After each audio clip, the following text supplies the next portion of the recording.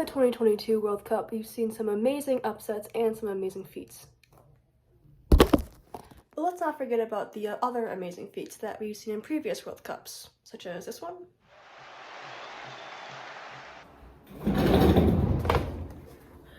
With those being such amazing feats, it's easy to stop and gawk and stare at them. But have you ever wondered how they work? The spinning ball seems so simple, yet so complicated to perform. So, why don't we talk about it? When talking about how a soccer ball curves, we have to think about the aerodynamics. Specifically, we have four main forces that we're going to look at. We have lift, thrust, weight, and drag. Lift is the force that allows the ball to rise up in the air, while weight is the force of gravity that pushes the ball towards the earth. Thrust is the force that pushes the ball forward, while drag is the force that acts against the thrust and makes the ball harder to move forward. For a ball to be able to rise up in the air, it must have more lift than weight, and for a ball to move forward, it must have more thrust than drag.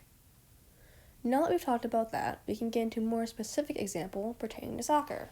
Specifically, let's draw a diagram of how David Beckham's free kick curved toward the left side of the goal in the previously shown video.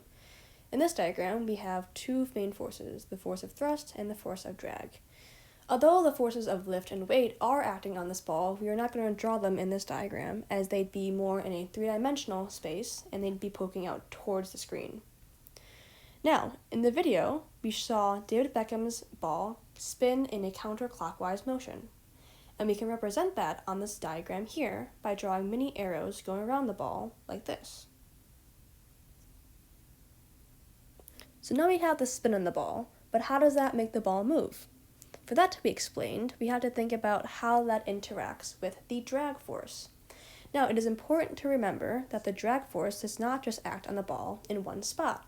Instead, it acts on multiple spots on the ball, as I've drawn here. So, if you look closely at the left and right side, the spin on the ball is going against the drag force on the right side, while the spin is going with the drag force on the left side.